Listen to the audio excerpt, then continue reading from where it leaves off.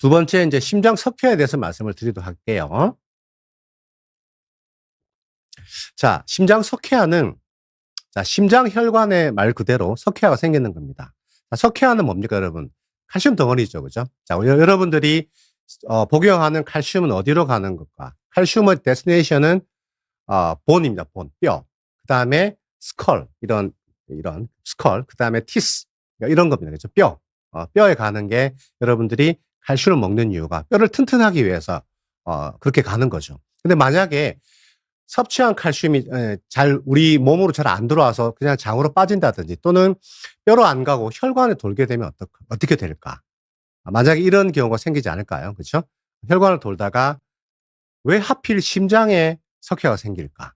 굉장히 위험하죠. 다른 이런 혈관이 잘 안 생기고, 물론 소프티슈에 우리가 그냥 뭐 간이라든지 콩팥, 다른 장기에 이런 석회화, 물론 이제 콩팥이라든지 또는 담낭에 석회하게 되면 그죠? 담석이라든지 신결석 때문에 통증이 있을 수 있겠죠. 그러나 통증이 있을 수 있지만 생명 위험하진 않죠. 하지만 심혈관에 이렇게 석회가 진행되면 위험할 수 있겠다, 그죠? 그래서 뼈로 가야 되는 칼슘이 뼈로 가지가 않고 만약에 혈관에, 특히 심혈관에 가서 이렇게 석회화를 일으키게 된다면 위험하지 않을까요? 아까 EAT 볼륨이 늘어나서 염증 때문에 심장에 어떤 이벤트가 생기는 것처럼 이렇게 석회화가, 특히 혈관의 석회화가 만약에 심장에 있는 관상동맥에서 만약에 진행된다면 위험하지 않을까라고 생각이 듭니다. 그래서 말씀드린 대로 우리가 섭취하는 음식의 칼슘의 운명은 결국 뼈에 가야 됩니다. 자, 뼈에 가려고 그러면 바이타민 D가 충분해야 됩니다. 왜냐하면 우리가 바이타민 D가 불충분하게 되면 장에서 칼슘 흡수가 3분의 1밖에 안 됩니다. 그래서 대변으로 로스가 많이 됩니다.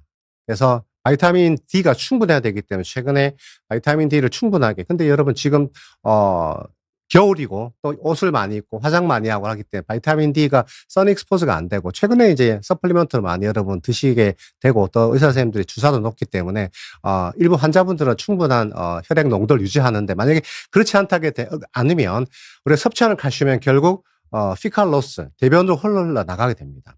자, 그러면 보시면 비타민 A도 중요하게 되고 D도 중요하게 되고, 자, 그러면 우리 몸에 들어와서 오스테오블라스트, 이 골 형성 세포에서 아까 오스테오칼슘 말씀드렸잖아요, 그렇죠?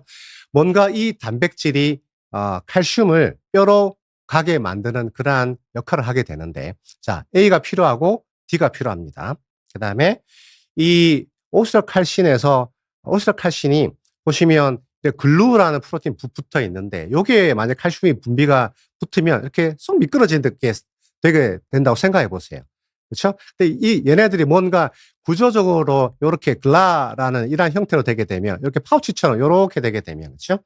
칼슘이 쏙 들어가게 되는 거죠. 자, 이렇게 되려 그러면 이 오스테오칼신이 어떻게 변형을 돼야 되는가 하면 비타민 K가 꼭 필요해서 비타민 K 디펜던트한 카르복실화가 필요합니다.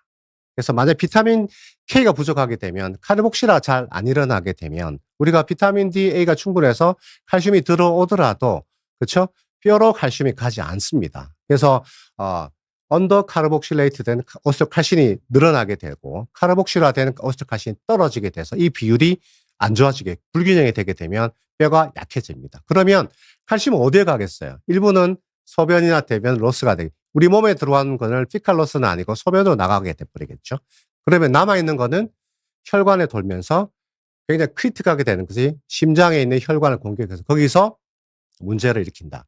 또 하나는 혈관에서 이러한 석회화를 방지하는 단백질이 있는데, 제가 뒤에서 잠깐 말씀드릴 건데, 매트리스 글라프로틴, 얘네들도 비타민 K 디펜던트합니다. 그래서 비타민 K가 부족하게 되면 혈관에서 석회화를 방지하는 이런 프로틴 떨어지다 보니까 심장에서 석회화가 더 진행이 돼 버리겠죠. 그래서 뼈에서는 석회화도 안 되고, 그게 바로 심장의 혈관에서 석회화가 진행되면 더 위험하게 되겠죠, 그죠? 그래서 비타민 K가 부족하게 되는 거죠. 그래서 A, D, K, 여러분 이게 뭘까요? 예, 지방용해성 비타민들이잖아요. ADK, 그죠? E는 항산화제가 많고, 그래서 ADK가 지방용해성 비타민 잘 드시는 분들이, 그죠? 식단 잘 하시는 분들이 결국 건강하게 되는 게 이런 부분이죠. 만약 그게 아니게 되면 A나 D나 이거 좀 필요하게 되면 A는 그냥 우리 일반적 영양소 있고 D는 좀 따로 드시게 되고 비타민 K는 요즘에 많이 나오니까 이렇게 뼈라든지 심장에 석회가 있으면 이렇게 복용하시는 게 도움이 되겠죠.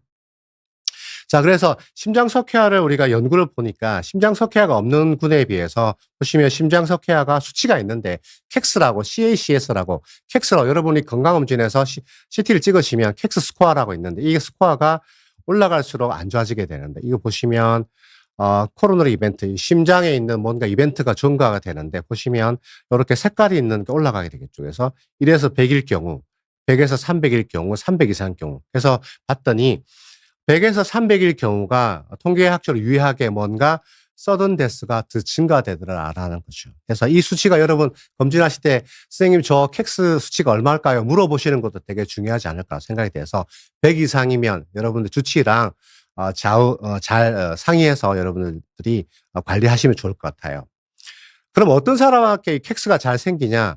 유전적으로 뭐 그런 소인이 있거나 또는 유럽 사람들이 또 많다고 돼 있고 그다음에 여성보다는 남성이 더 잘 생기게 되고 그다음에 뭔가 이렇게 비만한 사람들, 몸에 염증이 많은 사람들 더 많이 생기게 되겠죠. 그래서 또 이렇게 염증과 비만과 인슐린 저항성과 이런 것들이 오래되면 우리가 미토콘드리아 기능을 떨어진다고 많이 들으셨을 건데 이런 미토콘드리아 떨어진 상황들, 스트레스가 많거나 잠 못 자고 또는 뭐 해독이 안 되거나 이런 뭐 여러 가지 이런 환경 때문에 미토콘드리아 떨어지게 되면 캑스나 EAT가 많이 증가된다고 알려져 있습니다.